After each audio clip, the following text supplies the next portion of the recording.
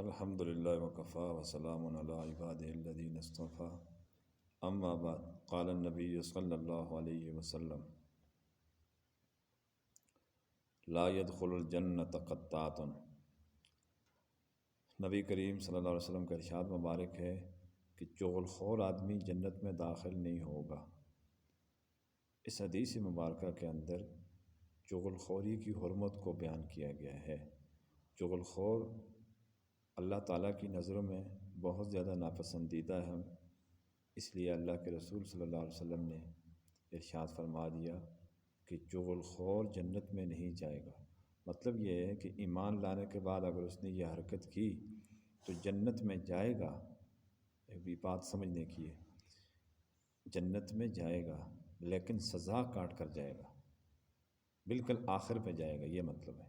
بالا ضرور جائے گا، لیکن اس چغل خوری کی گناہ کی نحوست دیکھیں کہ بندے کو جنت سے بہت عرصے تک محروم کیا گیا ہے۔ اس کا مطلب یہ ہوا کہ اگر وہ اپنے گناہ سے باز نہیں آئے گا، توبہ نہیں کرے گا، رجوع نہیں کرے گا، تو یہ پھر ایسا گناہ ہے کہ اس کی آخرت میں سزا لازمی ہوگی۔ چغل خوری اس چیز کو کہتے ہیں کہ ایک کی بات دوسرے کے سامنے، دوسرے کی تیسرے کے سامنے، تیسرے کی چوتھی کے سامنے بیان کر دی۔ عام طور پر یہ مرض مردوں کی بنسبت عورتوں میں زیادہ ہے۔ ہر قسم کی برائی، مطلب اخلاق سے گری ہوئی حرکتیں، یہ مردوں کی بنسبت عورتوں میں زیادہ ہوتی ہیں۔ مردوں میں بھی ہوتی ہیں، اس چیز کا انکار نہیں ہے۔ تو اس لیے تمام لوگوں کو چاہیے کہ وہ اس چیز سے منع کریں، یہ بڑا خطرناک گناہ ہے، اور اس ارادے سے چغل خوری کی گناہ دوسروں کے سامنے بیان کرے کہ ان کے آپس میں لڑائی ہو جائے، یا اگر کم از کم لڑائی نہ ہو تو بدگمانی ضرور پیدا ہو، ایک دوسرے سے بے اتفاقی اور نچاکی والا معاملہ پیش آ جائے، لڑائی ہو جائے، نفرت پیدا ہو جائے، ناراضگی جنم لے، تو اس گناہ سے بالکل احتیاط کرنی چاہیے۔ عورتیں بالکل بھی احتیاط نہیں کرتی، اور عورتوں کے بارے میں جناب نبی کریم صلی اللہ علیہ وسلم نے ارشاد فرمایا، آپ جب معراج پر تشریف لے کے واپس تشریف لائے، آپ نے عورتوں کے مجمع میں خطاب کر کے ارشاد فرمایا، یا معاشر النساء تصدقنا، اے عورتوں کی جماعت، عورتوں کے گروہ، صدقہ خیرات کثرت سے کرو۔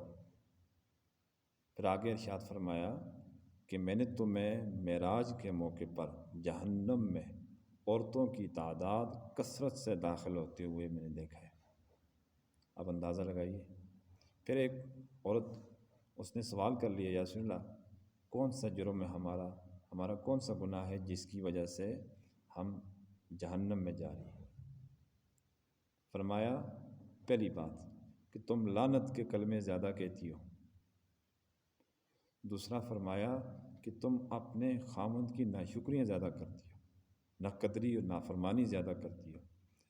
ایک مرد تمہیں زندگی بھر تمہارا خیال رکھتا ہے، تمہارے اوپر اپنا مال خرچ کرتا ہے، تم اس کی ساری زندگی کی محنت ایک کلمے کے اندر جو ہے نا وہ ضائع کر دیتی ہے۔ تم کہتی ہو تمہارے سے گھر میں کبھی خیر دیکھی نہیں، تمہارے اندر کبھی کوئی خیر دیکھی نہیں۔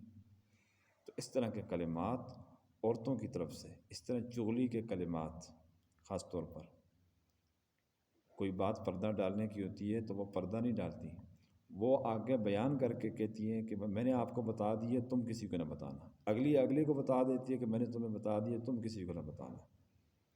تو بس یہ پردہ ڈالتے یہ بات لیک آؤٹ ہو جاتی ہے۔ اس لیے پہلی ہی عورت کو چاہیے کہ وہ اس بات کو گھر سے یا کسی بھی جگہ سے کسی رشتہ دار کے متعلق لیک آؤٹ نہ کرے۔ اس کا آسان حل یہی ہے۔ تو عام طور پر یہ بیماری عورتوں کے اندر زیادہ ہے۔